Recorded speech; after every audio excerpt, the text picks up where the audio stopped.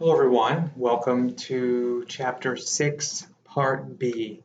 In this lecture, we're going to talk about distribution. So companies, especially manufacturers that sell their products through other retailers, need to keep a good handle on where their products are being sold, where they can potentially be sold, and things like that.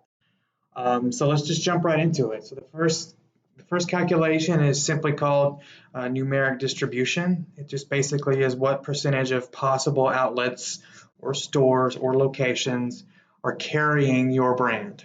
Okay, so the book refers to them as outlets, but you can think of them as stores or locations as well. So pretty basic example here. You've got Alice. Alice sells photo albums to stores.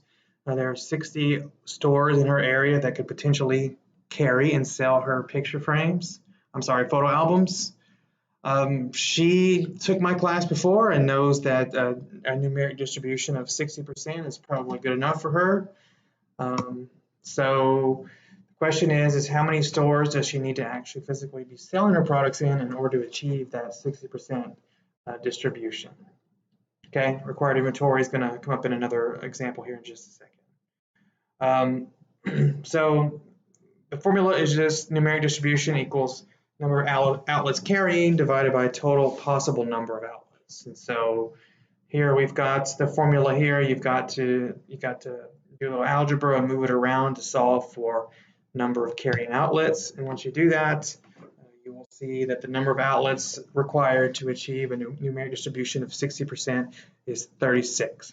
Okay, now a lot of retailers, when they carry products for companies, they require a minimum amount of inventory. So like we'll carry your brand, but you've got to give us, X dollars numbers worth of inventory to make it worth our while. Okay. And so in this example, let's assume that each store requires $4,000 in inventory. Probably not the best number for a small photo album example, but that's what we're going with anyway.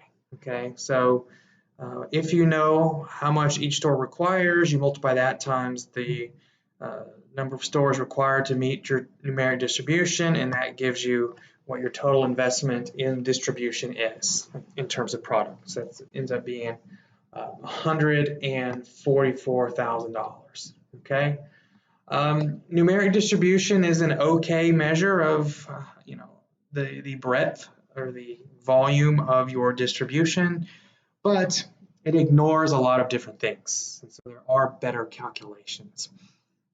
One thing it ignores is the basically revenue levels of products in your particular product category. So for example, Walmart is going to sell a lot more photo albums than is kind of a corner market. Okay, so numeric distribution treats that corner market and Walmart as equals.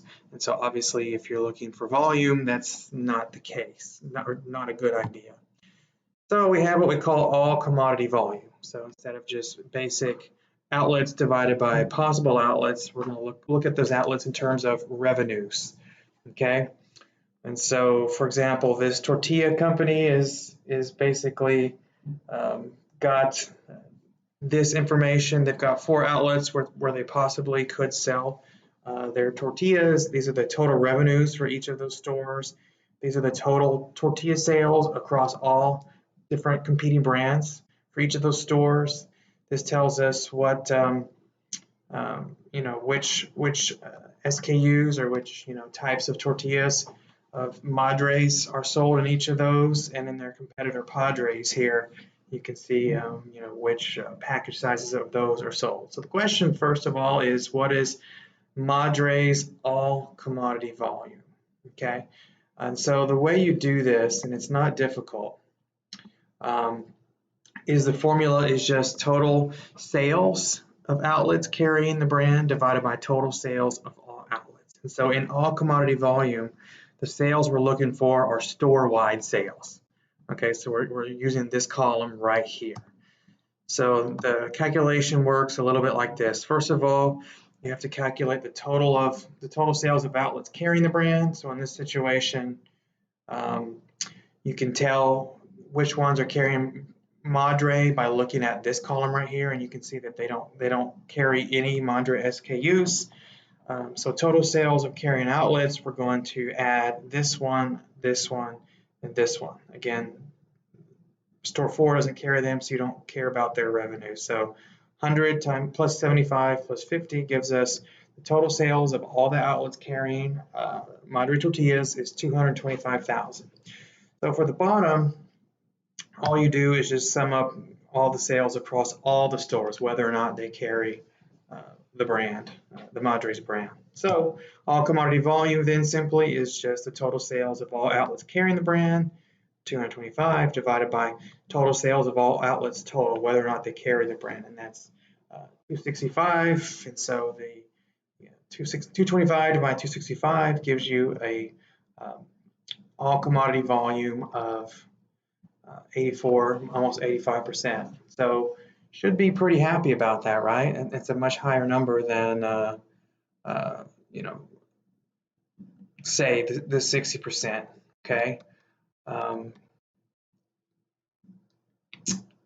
The question comes up related to this is why are we concerned about this column instead of this column? Shouldn't it totally be focused on tortilla sales?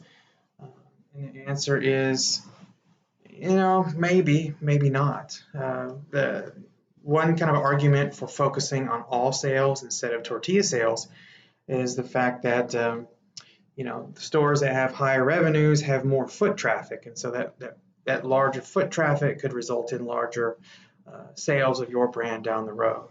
Okay.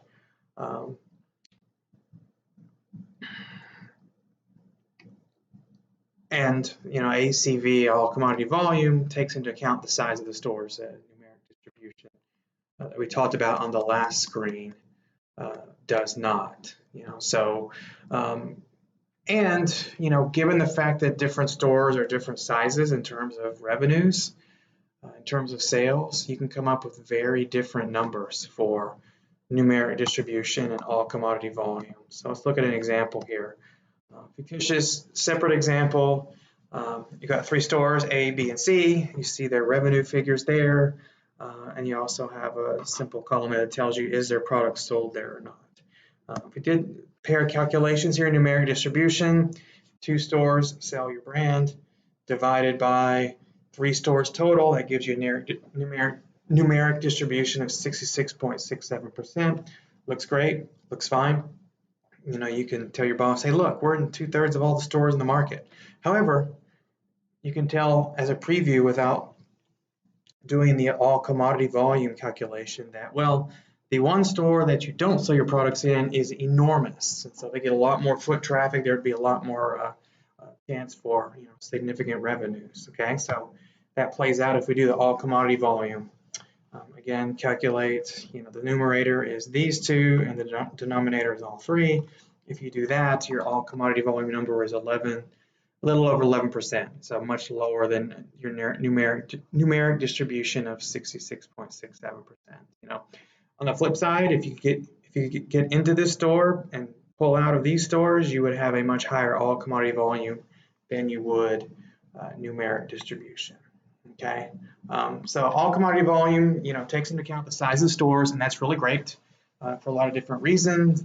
However, we're going to go one step further. The problem with all commodity volume is it ignores the ability of each of the stores to sell products in your particular category. Okay, so yes, store A may be really great, but their performance in the tortilla market, for example, could be very, very poor. Okay, so we'll go back to the same example as before, and now we're going to calculate what we call PCV, or product category volume. So instead of using the store overall revenues, we're going to use each store's category revenues in this situation, which is going to be tortillas.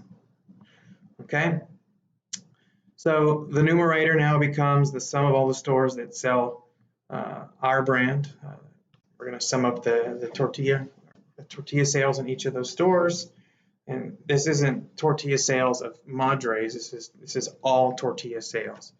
So you take 1,000 plus 500 plus 300 gives us the numerator there of $1,800. And then the bottom, it's going to be total tortilla sales across all the stores.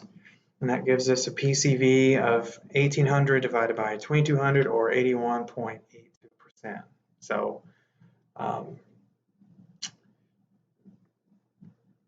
a little bit more specific than all commodity volume, and definitely more specific than numeric distribution. So this one's pretty relevant in that regard. So something to keep in mind if you get into this type of job in your careers. We also have something called total distribution. Okay, so one thing about PCV as a problem is it ignores different SKUs. So SKU is a stock keeping unit, different products sold by one particular brand. Okay, and so PCV doesn't tell us anything about the performance of different products. Okay, and so what you can do is come up with this figure that we call total distribution. And all you do is just take, you can calculate the PCV figure for specific products, specific SKUs, if you will, and add them together, and that gives you a percentage. And so know that the total distribution number expressed as a percentage, it can add up to more than 100%. So this is what you see here, 185%. No great way to interpret it, just 185 is better than 180, and 180 is better than 175, and so on and so on. Okay. All right, then we have something called category performance ratio. So sometimes companies want to look at the relationship between PCV and ACV. And all you do is just do a very basic quick ratio, PCV divided by ACV. You've got a PCV of 81.8. We calculated this earlier. We have an ACV of 84.9, also calculated earlier. We get a category performance ratio of 0.96. Okay, and this is just the relationship between sales volume overall and category volume. So if you have a CPR of less than 1, that just means that the category performance in your carrying outlets is worse than all stores. So in other words, in our particular context, the sales of tortillas in the stores in which ours are carried is worse than all the stores on average. Okay, so in our example, we only had 4 stores to choose from. The Madres tortillas were being sold in 3 of those. So clearly, the 4th one is an overachiever related to the others, because it would have to be to kind of balance out this. Okay. All right, so that's category performance ratio. Then we have something called share of shelf. Share of shelf. So basically, we're not going to do a calculation on this one because it's very elementary, but basically, when we talk about shelves, you can think about like store shelves as having facings. And facings is just the number of spaces for a row of brands. So you've got like for example, milk. Okay, you've got this carton of milk, and you've got one behind it, and one behind it, and one behind it, one behind it. That's one facing. This is a facing, this is a facing, this is a facing. So 1, 2, 3, 4, 5, 6, 7, 8, 9, 10, 11, 12, 13, 14, 15, 16, 17. You've got 17 facings on this row, and you've got the same number of, 1, 2, 3, 4, 5, 6, 7, 8, 9, 10, 11, 12, 13, 14. You have 16 facings on the bottom shelf. Okay, so those are facings. Okay, so share of shelf is what percentage of the possible facings have your particular brand. Okay, so if you are a milk brand, how many of these, say on this top row, how many of these 17 facings are of your brand? So if you're, for example, you have 8, your products are 8 wide, so 8 facings, your share of shelf would be 8 over 17. which is 47%, something like that. So if you're trying to get your products into retailers that have shelving like this, you want to maximize your shelf space as much as possible. Bluebell, great example. They have a ton of facings in supermarkets because they are very popular. It's a good brand. So their profit margins are pretty high. So their share of shelf is really good. Okay, then we have a calculation related to what we call out of stocks, and that just means what percentage of our stores that are supposed to be carrying our brands currently don't have any available. Okay, you go into Best Buy to get a particular brand of headphones and they don't have it. That's an out of stock, also called sometimes a stock out. Stock outs or out of stocks are very bad because if someone comes into your store to buy a product and you don't have it, what are the chances that they're going to wait until you restock?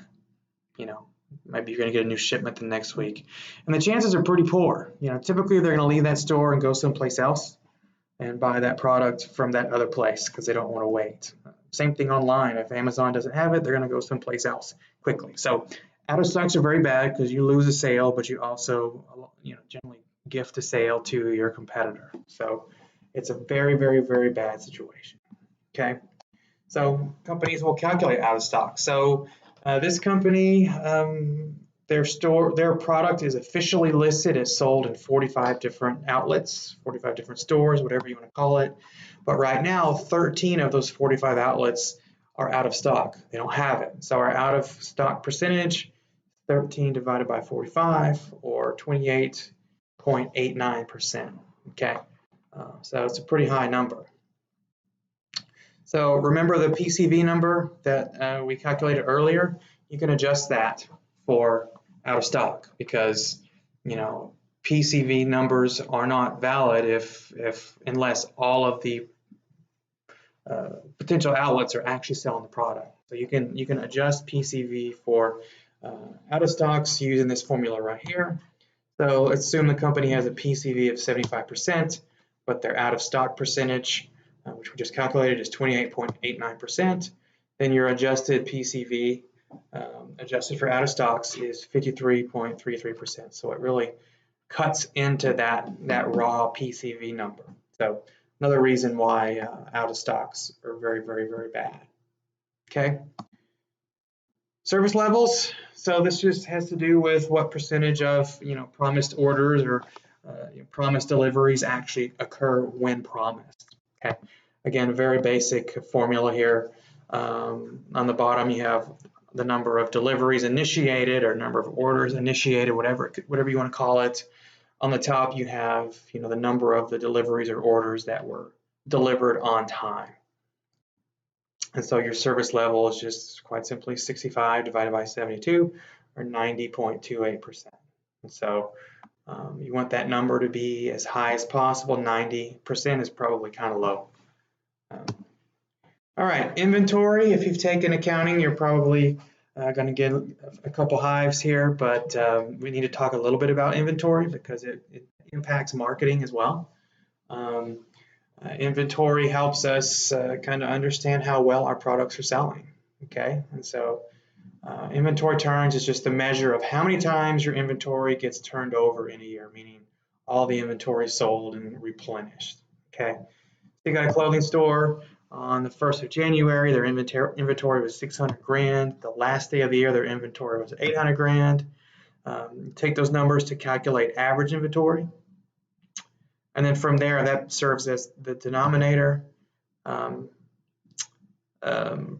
didn't put into this screen that revenues for the year are $3.5 million. So inventory turns become 3.5 million divided by 700,000, which gives us a total number of inventory turns of 5.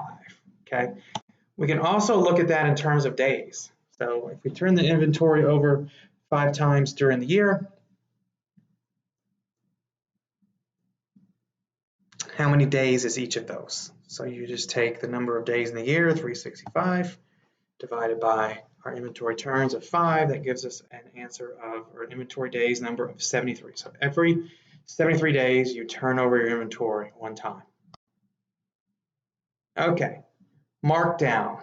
This is something else that's not super complicated. So you've got a product priced at a certain level, but then you actually change the price. You lower the price to to put on sale to get it to move. You can calculate markdown and markdown percentage real quickly. Okay, so you got a company that sells minivans, and initially they were sold for $25,000. The new models are coming, so they dropped the price on the old models to $22,000. And this is wrong. This is backwards. This should be old price, and this should be new price. Sorry about that. Okay, beautiful. So the original price was $25,000. The new price is $22,000. So your markdown is just simply the old price or the initial price divided by the actual price. Gives us a markdown of $3,000. We can also calculate it as a percentage. Reduction is $3,000. The initial price was $25,000. 3 over 25 is 12%.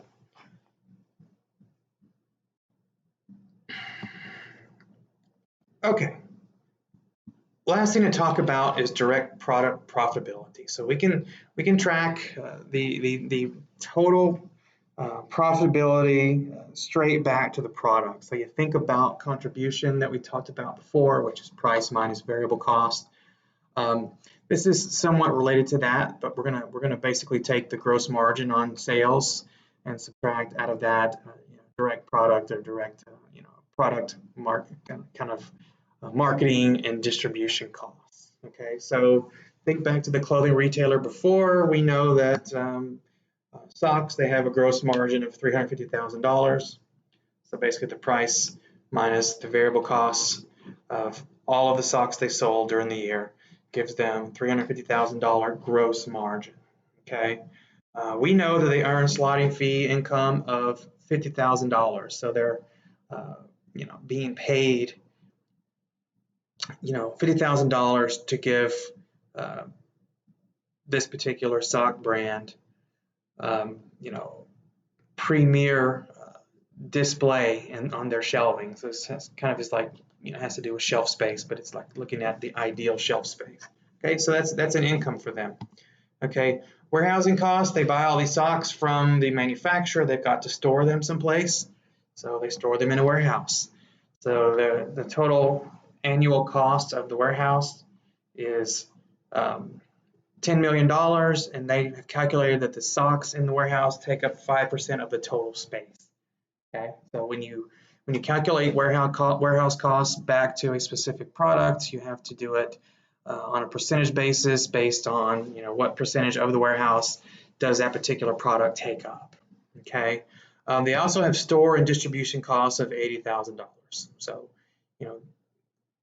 getting the products to and from the store from the warehouse, could be something. There could be some merchandising costs in here as well. So what you do is you first, we're going to adjust the gross margin. So our gross margin was $350,000, but we also earned $50,000 in slotting fees. So we're going to add those together. It gives us an adjusted gross margin of $400,000. Then what we do is we calculate our direct product costs, which are going to be the store and distribution costs of $80,000 plus 5% of $10 million warehouse costs. That gives us a total of $130,000. So, and then finally, our direct product profitability is just our adjusted gross margin, subtract our direct product costs. That gives us direct product profitability of $270,000. Okay, so sometimes it's good to calculate, product profitability this way, so you can see kind of how all these different product costs cut into it. If you could reduce the warehouse costs or reduce the transportation costs, for example, you can increase that direct product profitability. So, okay, that's all I have for 6B. If there are any questions, please let me know. Thanks.